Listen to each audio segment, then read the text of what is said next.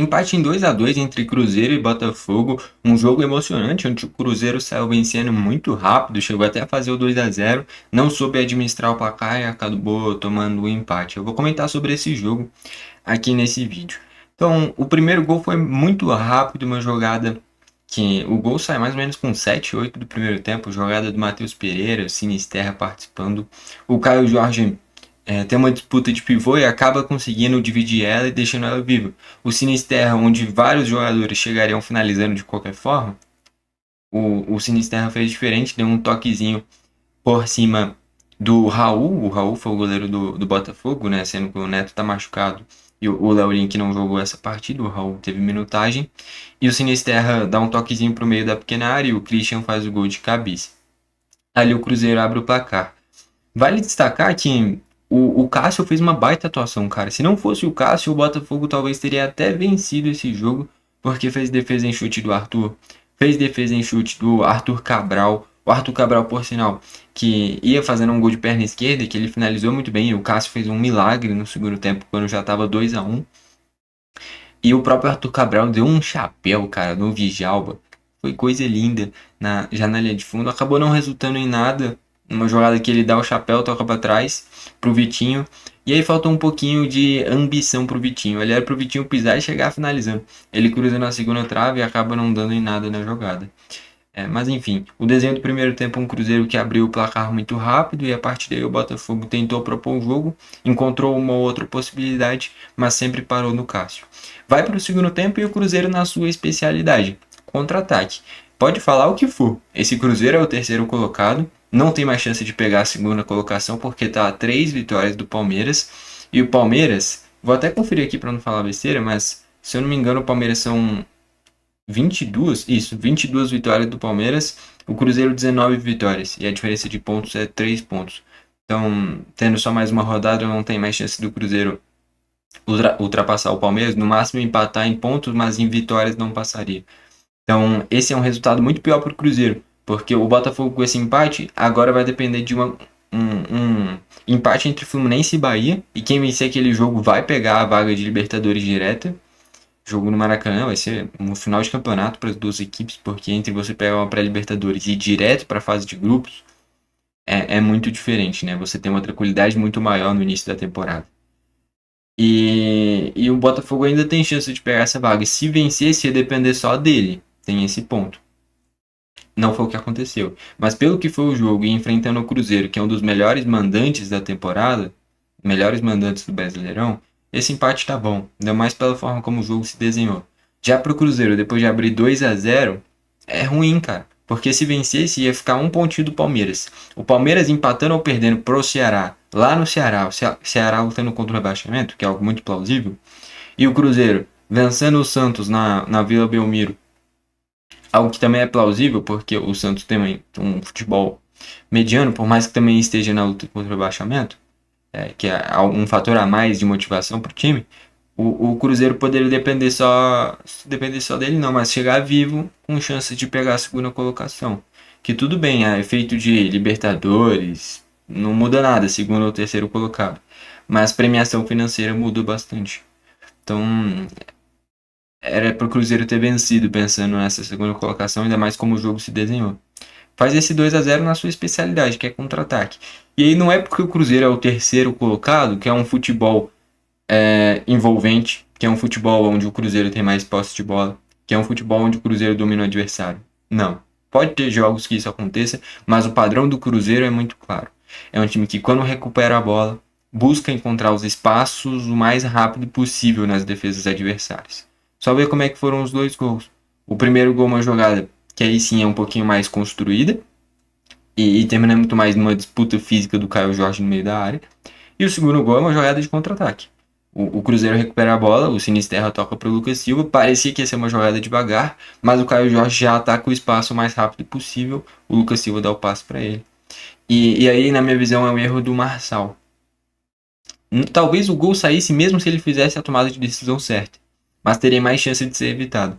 Porque o Lucas Silva dá o passe para o Caio Jorge e quem está na marcação dele é o David Ricardo, que depois até acaba expulso, né, dando uma solada na cabeça do Matheus Henrique, uma entrada É maluco, ainda mais o Daronco não dando nem falta no momento. Ele não deu falta pro Cruzeiro, ele deu falta pro Botafogo. E no pênalti também ele não deu pênalti. Acho que às vezes o Daronco opta por não marcar o que de fato aconteceu. E aí deixa tudo seguir muito, sabe? Pra ele tentar interferir o menos possível. Só que aí não dá certo. Não dá certo. Enfim.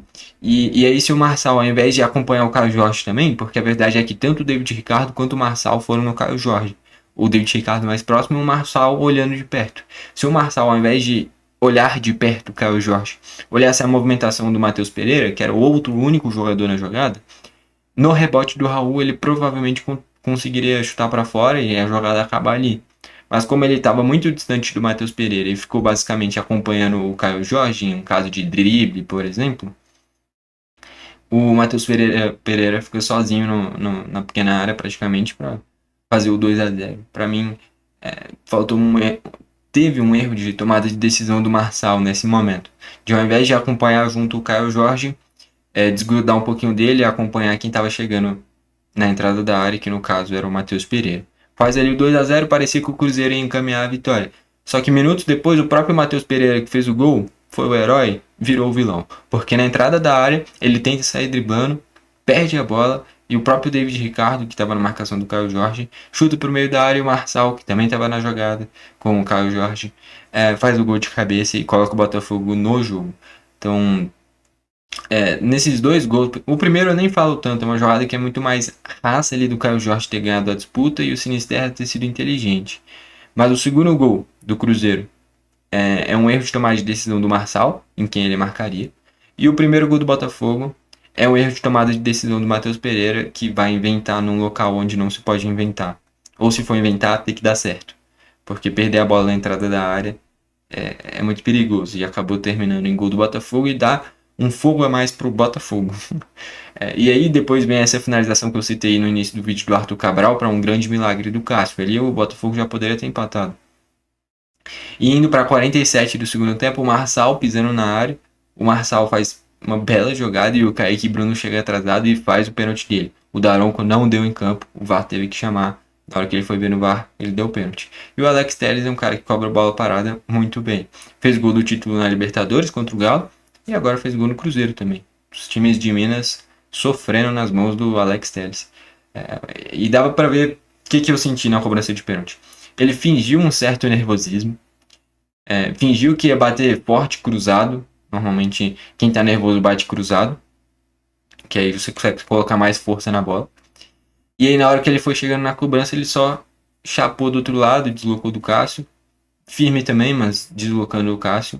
E faz ali o gol de empate, o gol do 2-2. E aí, já quando o jogo tava acabando, o David Ricardo dá um bicão, mas deixa o pé alto, acerta a cabeça do Matheus Henrique. O Daronco deu falta pro Botafogo. Teve que inovar para aí sim dar falta pro Cruzeiro e expulsar o David Ricardo. E depois disso acabou não tendo mais nada. Mas enfim, decisões cruciais do jogo, o Daronco errou todas. Se não fosse o VAR, não teria expulso o David Ricardo, não teria dado o pênalti pro Botafogo. Então o que isso mostra? O Daronco, nesse caso, tem vários árbitros que fazem isso também, mas nesse caso é o Daronco, tá usando o VAR como muleta. Ele não marca nada dentro de campo, e aí se tiver algo muito claro, o VAR chama para corrigir. Só que vai ter várias faltas que ele deixa de marcar, ou faltas que não foram que ele dá, como o amarelo pro Barreira e uma falta no Caio Jorge. E aí é muito fácil, qualquer um pode ser árbitro. Então é só você não apitar nada ou inventar uma coisa ou outra. E em lances capitais você se omite, não marca nada. Se for um erro claro, o VAR te chama. Porra, pra que árbitro então? Então, a verdade é que falta um pouco mais de personalidade pro Daronco nesse sentido. Se for pra errar, erra achando o que você realmente acha. Ou não é possível que ele não achou que era pra vermelho do David Ricardo e não achou que era pênalti no Marçal. Ou se ele achou que não era em nenhum desses dois lances, ele não tinha que ser árbitro. Né? Mas enfim, eu até gosto do Daronco. Depois de falar tudo isso é difícil falar que eu gosto, né? Mas eu não acho ele ruim. Tá bom, eu não acho ele bom também. É um árbitro. A arbitragem no Brasil é muito ruim, cá entre nós. O árbitro que eu mais gosto é o Davi Lacerda. Ele eu acho muito bom. Deixa o jogo fluir. Pode até errar, mas tem um critério muito nítido. O Daronco às vezes para demais o jogo. E aí quando de fato tem que parar, ele não para. Né? No pênalti, na expulsão do David Ricardo, teve que ter a ajuda do VAR. Só aí pra de fato as decisões serem acertadas e terminar nesse empate em 2-2. Olhando para a tabela, só para fechar, pro Cruzeiro acabou a temporada. O último jogo, se quiser, pode meter até reservas contra o Santos. Se perder, o Mirassol não passa. Se ganhar, também não passa do Palmeiras. Cruzeiro, um jogo irrelevante. E olhando pro Botafogo, tem que olhar mais até pro outro jogo, que é Fluminense e Bahia. Quem vencer aquele jogo fica na quinta colocação e vai para a Libertadores de forma direta. Se empatar, aí o Botafogo tem que vencer do Fortaleza, que aí pega essa colocação. Só que vai ser um Fortaleza que precisa vencer para escapar da zona de rebaixamento também. Tá fora nesse momento. Mas dificilmente o Inter perde para o Bragantino e o Vitória perde para o São Paulo. Um dos dois deve vencer e aí se o Fortaleza não pontuar, provavelmente vai ser rebaixado.